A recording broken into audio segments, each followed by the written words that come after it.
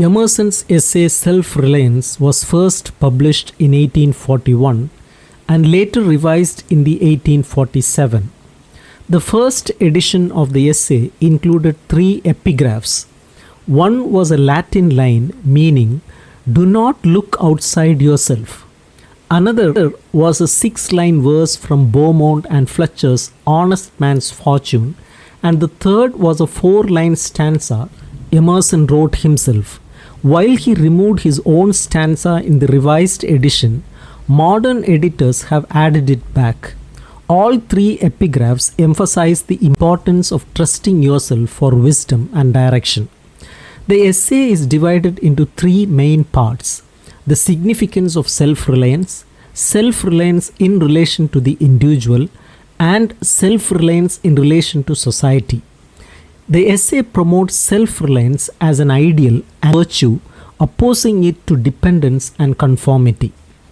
Emerson argues for the importance of thinking for oneself rather than blindly following others' ideas. He emphasizes the value of personal experience over the knowledge gained from books, stating that genius comes from believing that what is true in one's heart is true for everyone. Those who ignore their own intuition and rely on others' opinions lose the creative power necessary for strong individualism. Instead of finding new ideas, they end up accepting second-hand thoughts that they initially recognized themselves. The core message Emerson wants to convey is, trust yourself. This motto ties the first section of the essay together. To rely on others' judgments is weak and uninspired, but a person with self-esteem demonstrates veracity. He describes such a person as childlike, not in immaturity, but in being pure and unspoiled by selfish needs. He invites us to take on this adventure of self-trust, where we guide ourselves in life, just like the myth of bringing order out of chaos. Emerson admires children because they act without hesitation, cynicism, or hypocrisy. He compares boys to ideal individuals as both follow their own standards and cannot be easily controlled by others. This rebellious individualism contrasts with cautious adults who worry too much about reputation and others' opinions. These adults struggle to act spontaneously and genuinely, making them less self-reliant. Emerson also stresses the need to resist society's pressure to conform. As people grow older, they tend to conform to societal norms, which Emerson believes is a form of losing oneself. In a bold statement, he says, "Whoso would be a man must be a nonconformist." He even challenges the idea that following one's inner voice can be wrong. He argues that no external law is sacred to him except what aligns with his own nature. Even if someone's nature seems evil, it is still better to be true to oneself than to follow society's rules just to fit in. Emerson criticizes society's moral standards. For instance, an abolitionist should focus on helping people close to home rather than worrying about people far away. He questions the practice of donating to charity through organizations, suggesting that direct help to individuals is more genuine. It is better to live a true and modest life than to seek public recognition for good deeds. He believes that true confidence comes from acting according to one's own principles, not from seeking praise or approval. Emerson objects to conformity because it wastes a person's life.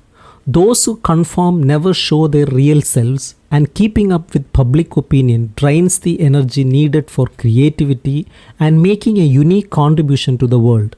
Conformity corrupts our lives, and those who follow public opinion are often seen as hypocrites, even by their false expressions. Emerson identifies 2 enemies of the independent thinker: society's disapproval and the individual's own desire for consistency. He argues that trying to be consistent with past beliefs limits personal growth. Emerson uses the metaphor of a corpse to represent people who are stuck holding on to old ideas simply because they once believed in them. This corpse of memory drains energy from living fully. He emphasizes that maturity means evolving ideas and constantly rethinking past decisions, holding on to faulty beliefs just to appear consistent in unnecessary and harmful. One of Emerson's most famous lines is, "A foolish consistency is the hobgoblin of little minds." Here he criticizes the fear of change, calling it a hobgoblin, which represents fear of the unknown. He reminds us that history's greatest thinkers, including Jesus Christ, were often outcasts for their own original ideas. Emerson argues that what may seem like inconsistency is often just progress misunderstood. He compares this to a ship zigzagging against the wind in a straight line, but it still reaches its destination. Our seemingly contradictory actions are part of a greater whole when viewed over time. Emerson urges us to ignore appearances and do what is right regardless of others' judgments. Society is not the ultimate measure, individuals are. The ideal person belongs to no particular time or place but is the center of everything. This ideal individual, connected to nature, is strong enough to resist the pressures of conformity and the constraints of consistency. In the second section, Emerson gives advice for those who want to self-reliance. He begins with the message, "Let a man then know his worth and keep things under his feet." This means that people should recognize their value and not let material possessions such as impressive buildings or expensive books make them feel inferior. Emerson believes that humans, not things, define what has worth.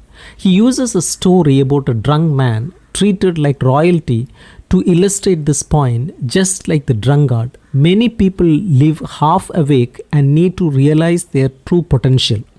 One reason people fail to see their worth is the way they read and think. Emerson points out that we often admire famous individuals and their accomplishments while ignoring the everyday goodness of regular people. He questions why we give more importance to the actions of royalty or celebrities instead of recognizing that ordinary people can also have significant impact. He emphasizes the way society gives excessive respect to monarchs, arguing that every person has a royal nature and should not be overlooked. In light of the feelings of inferiority caused by societal norms, Emerson wonders how individuals can maintain confidence in themselves. He answers this by highlighting the power of spontaneity or instinct. Emerson believes that true wisdom comes from intuition, a direct and personal understanding of the world. In contrast, most knowledge is just second-hand information learned from others. This idea connects to a key concept in transcendentalism, where an all-encompassing whole fills the universe and is the source of wisdom and inspiration. This kind of intuitive knowledge is a gift from this greater force, though Emerson admits it's challenging to define exactly what intuition and soul mean. He suggests that questioning their origins leads us to philosophical confusion and that we can only acknowledge their existence. Emerson contrasts the intuitive individual with the thoughtless man who struggles to see the deeper truths that self-reliant people understand. Thoughtless individuals are overly concerned with being consistent, adhering to society's expectations, and fail to grasp the essence of self-reliance. He notes that truth comes from intuitive understanding, which is so abstract that it is difficult to express in words.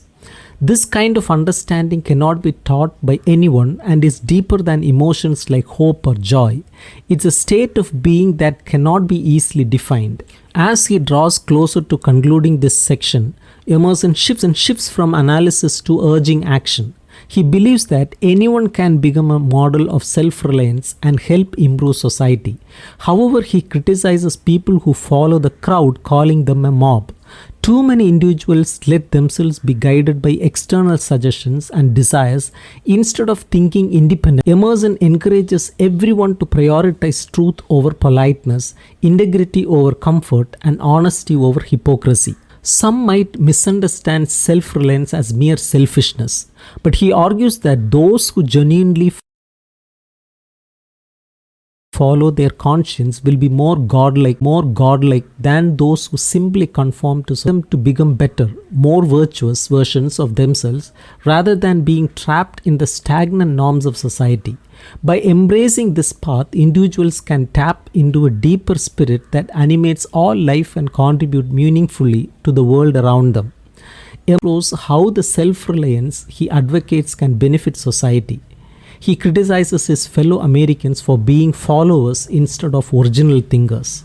He calls out young people, particularly those in cities with good education, for their fear of failure.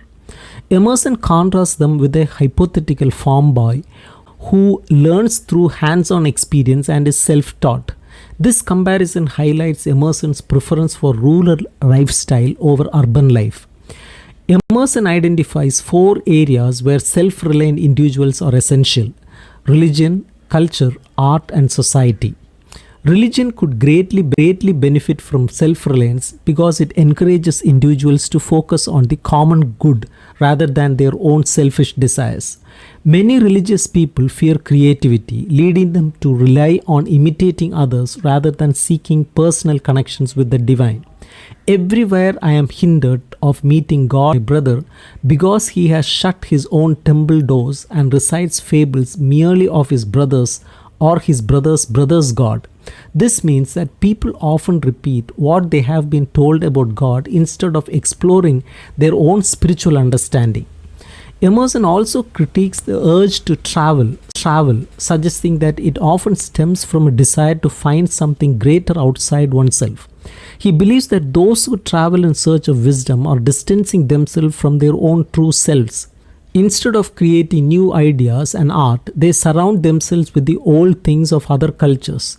Emerson argues that our education system fails because it emphasizes imitation over creativity, leading individuals to seek out the works of others rather than producing their own. He urges American artists and thinkers to break free from European influences and recognize that beauty and greatness can be found within their own environment. Emerson believes that the unique qualities of America, such as its climate and culture, can inspire original works of art and thought. He wants individuals to draw inspiration from their own surroundings and experiences. When discussing society's idea of progress, Emerson takes a critical stance. Simply making material advancements does not necessarily improve society. While technology has made life easier, it can also lead to a loss of traditional knowledge, like how to tell time using the sun. He uses the metaphor of a wave to describe society's static nature. While things may change on the surface, the underlying structure remains the same. He asserts society never advances, meaning that true progress requires deeper, more significant changes in thought and behavior. In the last paragraphs of Self-Reliance, Emerson critiques the importance placed on property and wealth. He believes that depending too much on material possessions can lead to a hollow life. Instead of valuing property, a cultivated person should feel ashamed of wealth that is not earned honestly. He argues that society is often corrupted by people who see government as a protector of property rather than of individuals. This focus on property distorts political life and undermines the value of human dignity. Emerson encourages individuals to take risks and be true to themselves. He insists that external events, whether positive or negative, do not define a person's self-worth. He states, "Nothing can bring you peace but yourself. Nothing can bring you peace but the triumph of principles." Self-reliance is about upholding personal principles and beliefs, leading to true inner peace. By embracing self-reliance, individuals can not only improve their own lives but also contribute positively to the world around them.